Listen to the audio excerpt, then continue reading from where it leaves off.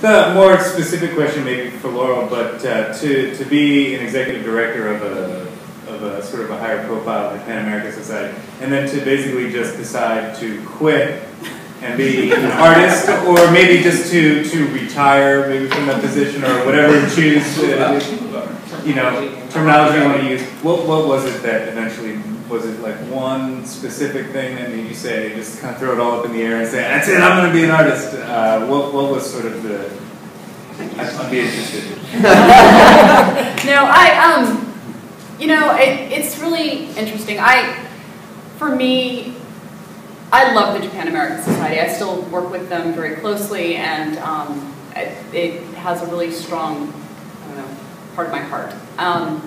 But I also knew that I just didn't, that's just not how I wanted to spend the rest of my life. It's, you know, anyone that's worked for a small nonprofit, it's, you know, it's a rewarding experience, but it's also really challenging. And at that point, I just felt like I'd been doing it for a long time. It doesn't mean that I won't go back into U.S.-Japan relations at some point. I mean, I still really feel connected because of the National Cherry Blossom Festival. So I still feel like I have my feet in it a little, or hands in it, whichever.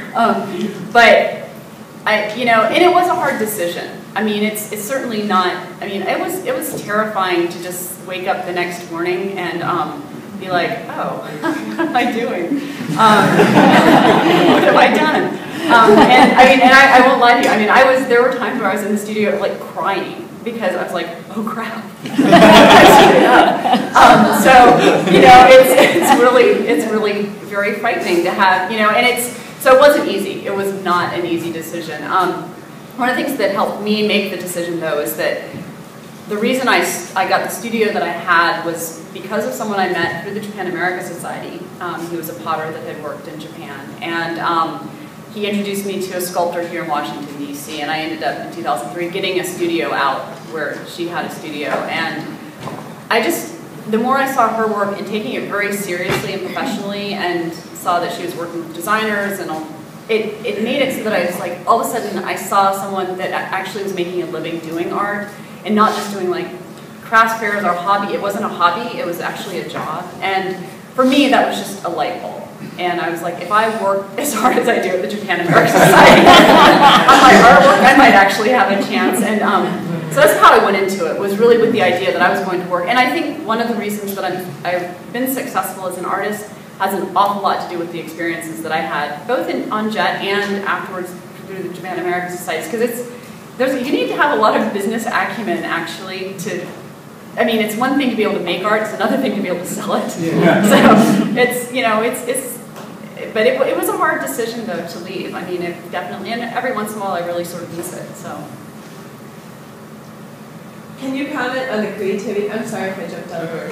Can you comment on the creativity that's required to run your art life versus the creativity that professionals in like nonprofits and other organizations have to bring to their jobs? You know, I actually don't think it's so different, quite honestly. I mean, because like at the Japan American Society, you had to think of programs. I mean, the programs that we did were because I was like, oh, women in the labor force, wouldn't it be fun to get some speakers on that? Who do I find? You know, it was just, and I also, I mean, for me, creatively, I would, you know, I wrote our newsletter and I would design our thing because I enjoy doing the visual arts part of it. And so, but I think it's actually fairly similar. And I think that, like for me making art, I only spend maybe 50–60% of my time making stuff. I mean, the other part of the time is working on the website, dealing with galleries, dealing with grants, you know, all of that stuff, which isn't so different than dealing with grants and deadlines and dealing with, you know, it's very similar actually. Although I get to, I mean, it's like I'm not answering to anyone else except for the galleries and the clients. There you go. Yeah. But they can't fire me. But they cannot buy stuff, and that's sort of about the same thing. Yeah. Any other questions?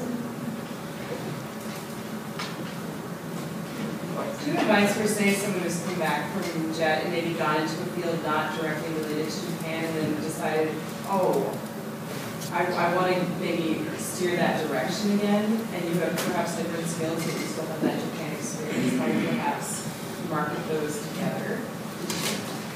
Just kind of, I don't know. I'll start now. I think that one of the best things you can do is a lot. I mean, for me, not to promote Japan American Studies all the time, but they need volunteers like you would not believe. And I think that the first thing you have to do is let people know that you have this experience and just networking with people and letting people know that that's what you want to do. I mean, I didn't get the job at the Japan American Society because I filled out an application. I got one because when I moved out to Seattle, I didn't have a job, and I just told every single person I met that I wanted to work in Japan, U.S.-Japan relations, and ended up meeting a guy who knew a girl who knew a guy that was at Rotary, that knew someone that was at the Japan American Society, and they asked me to volunteer for an event. And I did that, and then 3 months later, 3 other staff people got pregnant. So, you know, it worked, and my timing was really impeccable. But I think that, you know, if you can find a way to just, volunteering is one way. I mean, it's not the only way, certainly, but it's certainly one way to get out there and let people know. Because if people don't know that that's what you're interested in doing, then, but it always helps if it's other people are also looking for you. It's not just you. Yeah. It helps a lot. I don't know, there's not too much you can add to that. That was right. The only thing I'd say is read Chadwick. Yeah, write you the check later.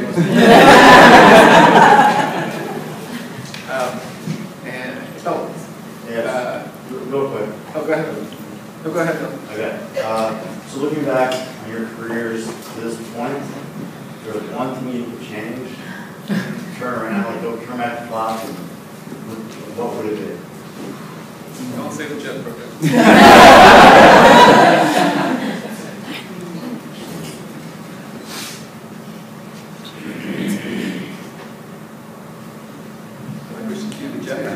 That's a good question. That's why we're scratching our heads right here. And I think most of us would say there isn't anything that we change, but I think a little bit harder and probably being too shy and not confident enough, saying, you know, I'm not at the level where I can talk to this person or do this type of thing. I second that. I think that's really, that was a big hindrance for me, I think a lot of times actually, because I felt sort of young often, especially in DC where everyone has experience that's much more impressive than your own. I think the only other thing is I just wish that I would have had the chance to, I'm sorry I'm too old to go back on JET. Yeah. No, I wish that I had more opportunities to go back to Japan. I think but that's something that, you know, eventually I may be able to do that. But I wouldn't change. I mean, I actually am really glad that I did what I did because I think that I'm a better artist, and I think I'm also just a successful artist just because of everything that I've done before that. And I know what I like and I know what I don't like now. So it's been a good thing for me. Yeah, there's really not much to add. I would say the same thing. I really wouldn't change any of the major choices. Of course, there are always small things that, oh, I wish I could correct this mistake that I made, but I wouldn't be doing what I'm doing now if, as you said, if we didn't have all that experience. And yeah, maybe I wish I could have been a little bit more, started a little bit earlier, especially in the aspect of my career that I'm in now. Because now you're thinking of everything in terms of lots of 4 years, you know. So, you know, I only got, if I keep going, I only have a couple of terms left, and there's a lot of stuff that I want to do, you know. Sharing your experiences, and I have a favor to ask. I'm part of another organization, and as an alumni of that organization, they always ask that alumni include as part of their bios that if you're part of that organization, you're a graduate, whatever, from that organization. So I just have like a favor to ask, and this is kind of for all of us too, to just include the JET program in your bios. As we become rich and famous, and it just makes us all look good. Until we screw it up. Keep the white out handy. I think she just asked for the sale. Yeah, because I saw there's a gentleman at the Japan Society in New York, and I looked and it said he taught English in such and such in Japan. Did not mention the JET program, so I tried to reach out. That's See that a lot of the news we do too. But yeah, a lot of the news, like you teach, you know, English teachers in Japan. I'm like, wait, I know that guy. He's Jet. Yeah. I never I always have it on my list. Any other questions? I'm just, Anthony, when did you start learning Japanese? Because I think of all the three of you, yours is most impressive. To be able to do it in Japan. I mean, and just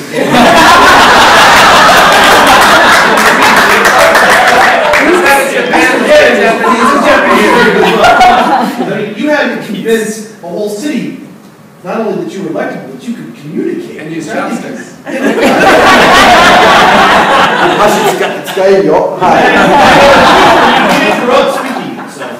Actually, as I said, I was interested in the culture. I studied actually at the Japan Society for a little while before I went over. And, you know, when I got there, it was fun because I could ask things, but I didn't know what anybody was answering. Hi. They'd say something and I didn't know what they were going to say. But, I mean, it was a necessity. Every time my job changed a little bit, I had to keep up, especially what I'm doing now, because it's all, you know, and people, even if you understand what they're saying, they really ain't saying anything because it's politics, you know, so you gotta go through all that stuff, and finally, you know, so in that sense, you really don't have to know Japanese to be politics. No, just hanging out at the izakaya,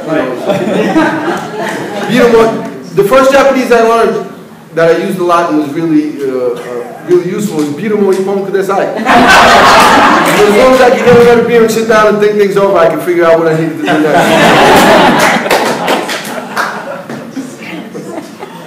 Any other questions? Okay, then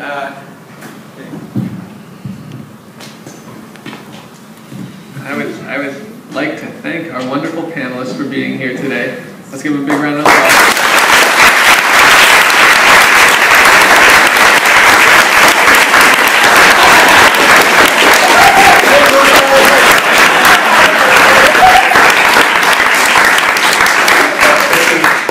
Extremely energizing experience, I think, for everybody to know that they're, you know, we see what we all do, and to know there are other JETAA alums doing all kinds of things like this out there helps us to keep doing what we do. So, thank you very much. And what's next? What's next? I guess I would say that now is a bit of a free time. The reception, the CLAIR reception begins at 6:30 at the Pirate House, but we'll be meeting people in the lobby of the hotel at about maybe 10 after 6. Very, very quick walk. I'd say probably about at most 10 minutes. Actually, leave maybe 5. I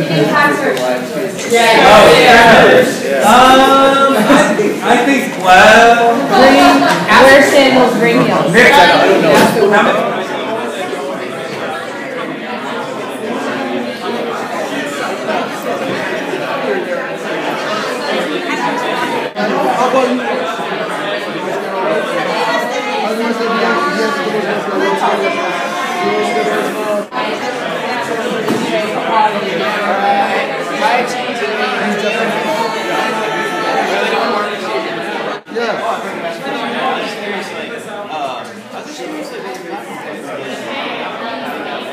When I first worked,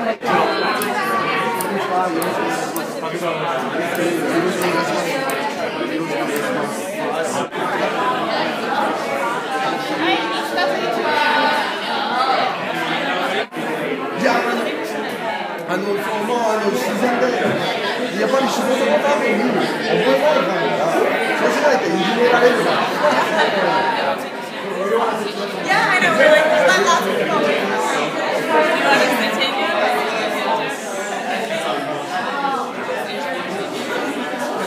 Most charismatic people. Ready? 1,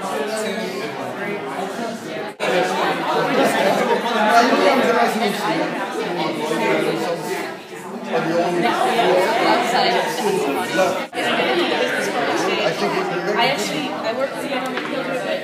Okay.